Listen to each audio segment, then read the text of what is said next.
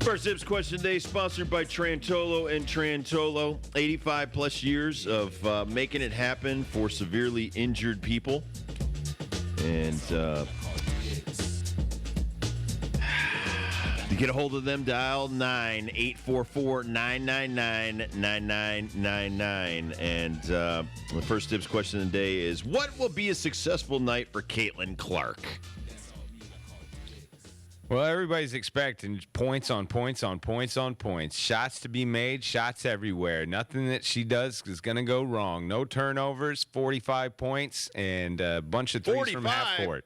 I don't think she's expecting 45. I think everybody needs to tamper their expectations down a little bit. I don't think everyone is understanding how great the WNBA is. Now, if all of you guys just come around for tonight, you may be surprised. I've watched a lot of WNBA. May be surprised. And they stand around a lot and will let the best girls shoot. So I'm saying over 20 points. Want to take that bet? Over 20? Over 20. 45, that's insane. Brianna Stewart doesn't drop 45, and she's one of the best in the league. No, that's what I'm saying. All the expectations of Caitlin Clark are. Yeah, I'm not with the people on the expectations. I think she's a great player. I think it's going to take her time to get warmed up. I listened to her coach talk about this. She doesn't get off her shot quick enough sometimes. And like you said, the one thing about the WNBA is every girl on every woman on every team is the best from their college teams. It's an all-American league. It is. So it's an all-star league. It's a very small league. And you've got a lot of length. So you've got a lot of girls that are 6'4", 6'5". They're going to step out, get a hand in her face, and make her either shoot farther away from three or to have to step inside and make 15-footers. So I think her game has to change a little bit because they're going to try to defend the crap out of her. But as she finds her way, she's going to be just as good as the rest of the women in the WNBA. They're all the best.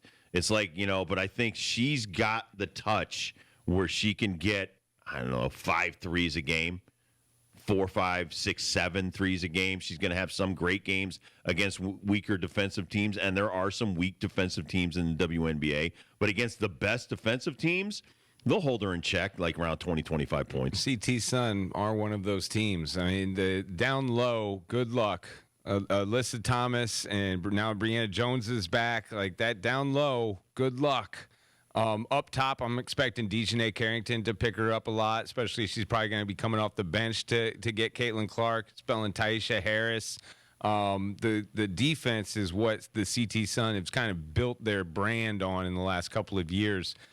I think it's going to be a decent game, but for Caitlin Clark and for all the expectations of people, I think if she shoots below 33.3%, like is less than 1 for 3 everywhere, people are going to be, okay, I don't know about this.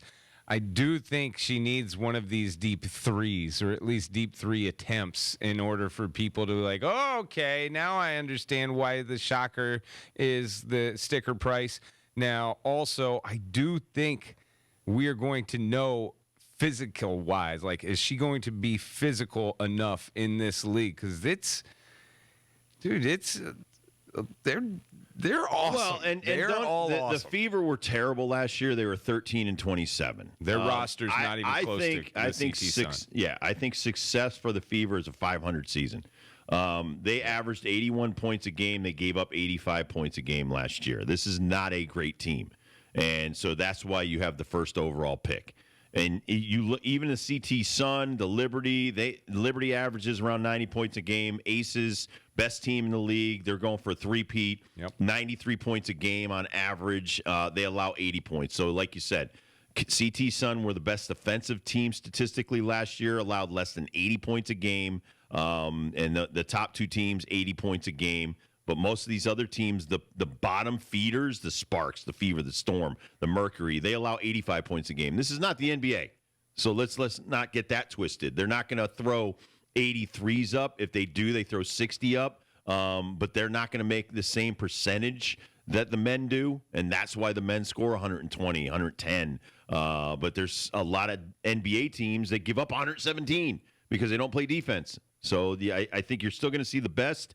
But I think a big night for Caitlin Clark would be to score over 20 points and the Fever win the game. I think the bottom line is for the WNBA, Fever have to turn around and start winning some games. Good luck, because CT Sun are trying to go back to the semifinals. This is a team that is used to winning, and they're going to get started right away. Like they still hold the games against the Liberty probably in the back of their mind all off season. So this team is on a different mission. This team loves having the eyeballs. Of course, all the attention today. The national media is in Uncasville for the first time in a long time. But the CT Sun are on a mission for a championship. Like Coach White, Alyssa Thomas has been in the league for 10 years now. Dewana Bonner, she's been in the league for 14 years.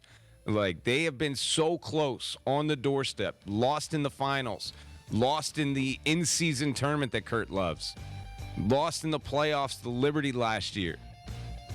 They don't care about Caitlin Clark tonight. They care about winning against the Fever. This is where you lose me, because if I'm on the Sun, I'm trying to stick it to Caitlin Clark. Faux show. Welcome to the WNBA. I'm trying to hold you under 15.